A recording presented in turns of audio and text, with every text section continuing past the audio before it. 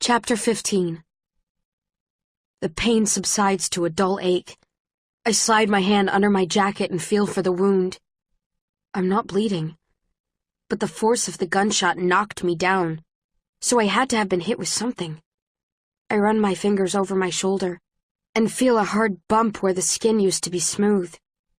I hear a crack against the floor next to my face, and a metal cylinder about the size of my hand rolls to a stop against my head. Before I can move it, white smoke sprays out of both ends. I cough and throw it away from me, deeper into the lobby. It isn't the only cylinder, though. They are everywhere, filling the room with smoke that does not burn or sting. In fact, it only obscures my view for a few seconds before evaporating completely. What was the point of that? Lying on the floor all around me are dauntless soldiers with their eyes closed. I frown as I look Uriah up and down. He doesn't seem to be bleeding. I see no wound near his vital organs, which means he isn't dead. So what knocked him unconscious? I look over my left shoulder, where Lynn fell in a strange half-curled position. She's also unconscious. The dauntless traitors walk into the lobby, their guns held up. I decide to do what I always do when I'm not sure what's going on. I act like everyone else. I let my head drop and close my eyes. My heart pounds as the Dauntless's footsteps come closer and closer, squeaking on the marble floors. I bite my tongue to suppress a cry of pain as one of them steps on my hand. "Not sure why we can't just shoot them all in the head," one of them says. "If there's no army, we win." "Now, Bob, we can't just kill everyone," a cold voice says. The hair on the back of my neck stands up. I would know that voice anywhere. It belongs to Eric, leader of the Dauntless. "No people means no one left to create prosperous conditions," Eric continues. "Anyway, it's not your job to ask questions." He raises his voice. "Half in the elevators, half in the stairwells. Left and right, go!" There's a gun a few feet to my left. If I opened my eyes, I could grab it and fire at him before he knew what hit him. But there's no guarantee I would be able to touch it without panicking again. I wait until I hear the last footstep disappear behind an elevator door or into a stairwell before opening my eyes. Everyone in the lobby appears to be unconscious. Whatever they gassed us with, it had to be simulation-inducing, or I wouldn't be the only one awake. Doesn't make any sense. It doesn't follow the simulation rules I'm familiar with. But I don't have time to think it through. I grab my knife and get up, trying to ignore the ache in my shoulder. I run over to one of the dead Dauntless traitors near the doorway. She was middle-aged. There are hints of gray in her dark hair. I try not to look at the bullet wound in her head, but the dim light glows on what looks like bone, and I gag. Think. I don't care who she was, or what her name was, or how old she was. I care only about the blue armband she wears. I have to focus on that. I try to hook my finger around the fabric, but it doesn't come loose. It appears to be attached to her black jacket. I will have to take that, too. I unzip my jacket and toss it over her face so I don't have to look at her. Then I unzip her jacket and pull it, first from her left arm, then from her right arm, gritting my teeth as I slide it from beneath her heavy body. "Triss!" someone says. I turn around, jacket in one hand, knife in the other. I put the knife away. The invading Dauntless weren't carrying them, and I don't want to be conspicuous. Uriah stands behind me. "Divergent?" I ask him. There is no time to be shocked.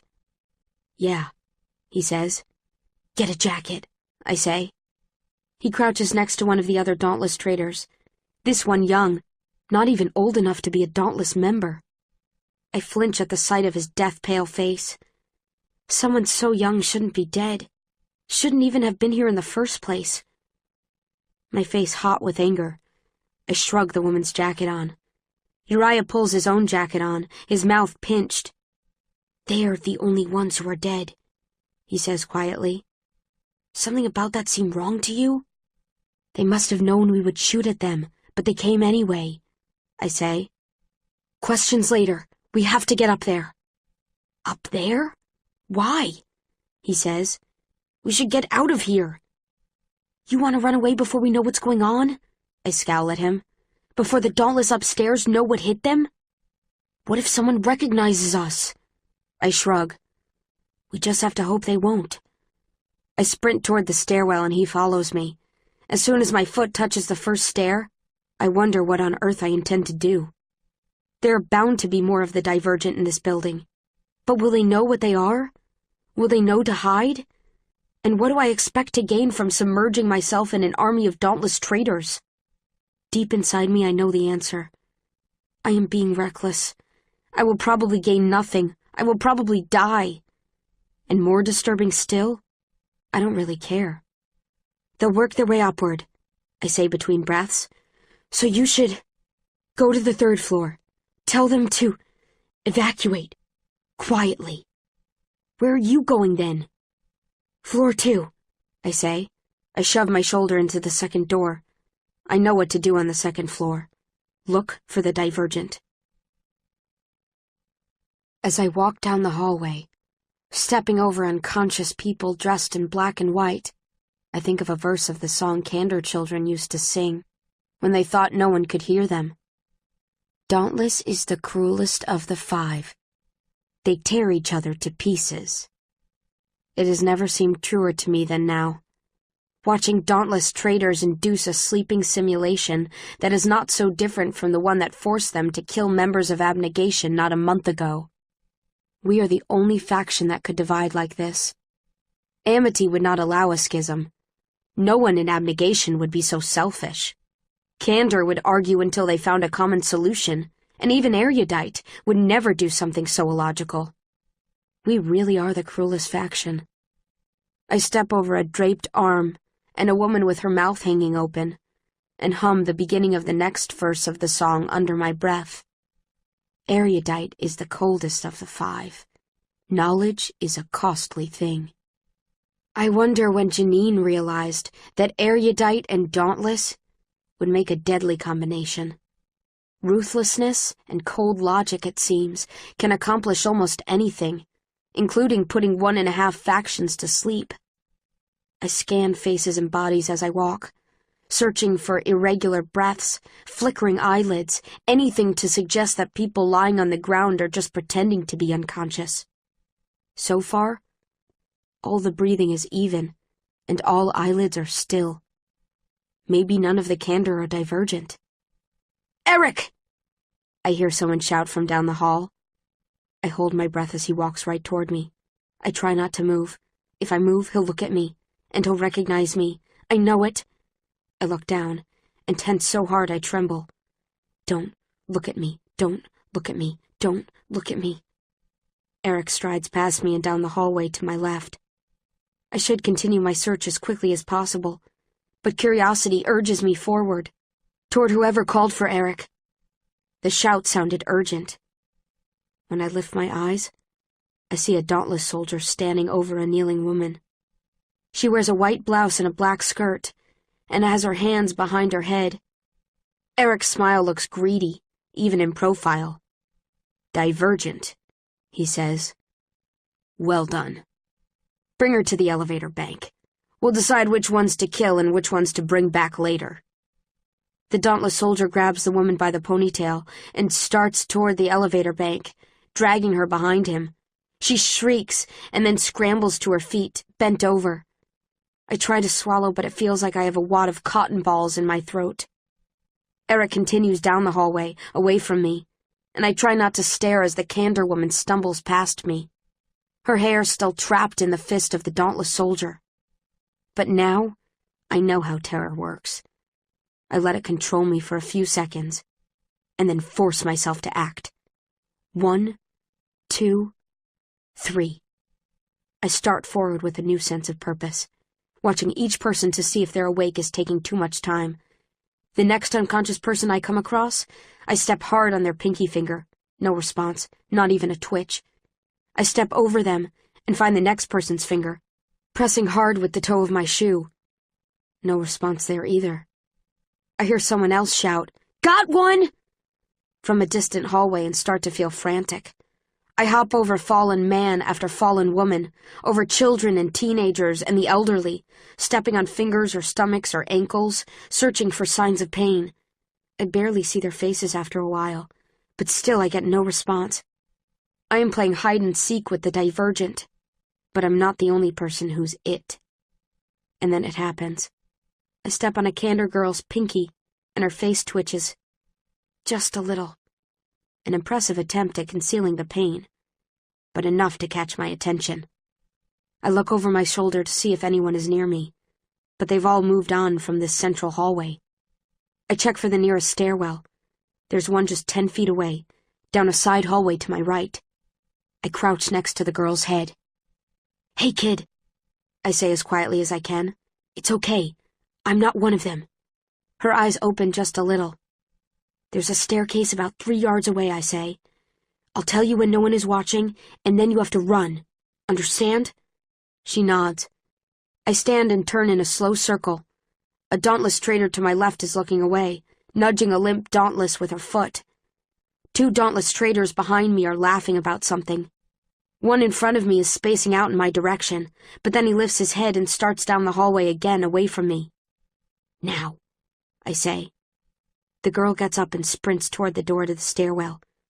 I watch her until the door clicks shut and see my reflection in one of the windows.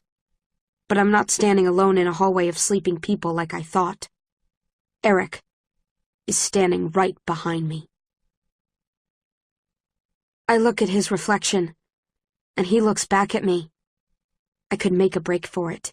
If I move fast enough, he might not have the presence of mind to grab me. But I know, even as the idea occurs to me, that I won't be able to outrun him, and I won't be able to shoot him, because I didn't take a gun. I spin around, bringing my elbow up as I do, and thrust it toward Eric's face. It catches the end of his chin, but not hard enough to do any damage. He grabs my left arm with one hand and presses a gun barrel to my forehead with the other, smiling down at me. "I don't understand," he says. "How could you possibly be stupid enough to come up here with no gun?" "Well, I'm smart enough to do this," I say. I stomp hard on his foot, which I fired a bullet into less than a month ago. He screams, his face contorting, and drives the heel of the gun into my jaw. I clench my teeth to suppress a groan. Blood trickles down my neck. He broke the skin. Through all that, his grip on my arm does not loosen once. But the fact that he didn't just shoot me in the head tells me something. He's not allowed to kill me yet. "I was surprised to discover you were still alive," he says, "considering I'm the one who told Janine to construct that water tank just for you." I try to figure out what I can do that will be painful enough for him to release me. I've just decided on a hard kick to the groin when he slips behind me and grabs me by both arms, pressing against me so I can barely move my feet. His fingernails dig into my skin, and I grip my teeth, both from the pain and from the sickening feeling of his chest on my back. She thought studying one of the Divergent's reaction to a real-life version of a simulation would be fascinating, he says, and he presses me forward, so I have to walk. His breath tickles my hair. And I agreed. You see, ingenuity, one of the qualities we most value in erudite, requires creativity. He twists his hands so the calluses scrape against my arms. I shift my body slightly to the left as I walk, trying to position one of my feet between his advancing feet. I notice with fierce pleasure that he's limping. Sometimes creativity seems wasteful, illogical, unless it's done for a greater purpose. In this case, the accumulation of knowledge. I stop walking just long enough to bring my heel up, hard between his legs. A high-pitched cry hitches in his throat, stopped before it really began, and his hands go limp for just a moment. In that moment, I twist my body as hard as I can and break free. I don't know where I will run, but I have to run. I have to. He grabs my elbow, yanking me back, and pushes his thumb into the wound on my shoulder, twisting until pain makes my vision go black at the edges, and I scream at the top of my lungs. "I thought I recalled from the footage of you in that water tank that you got shot in that shoulder," he says. "It seems I was right." My knees crumple beneath me, and he grabs my collar, almost carelessly dragging me toward the elevator bank. The fabric digs into my throat, choking me, and I stumble after him. My body throbs with lingering pain. When we reach the elevator bank, he forces me to my knees next to the candor woman I saw earlier. She and 4 others sit between the 2 rows of elevators, kept in place by Dauntless with guns. "I want 1 gun on her at all times," says Eric. "Not just aimed at her. On her." A Dauntless man pushes a gun barrel into the back of my neck. It forms a cold circle on my skin. I lift my eyes to Eric. His face is red, his eyes watering.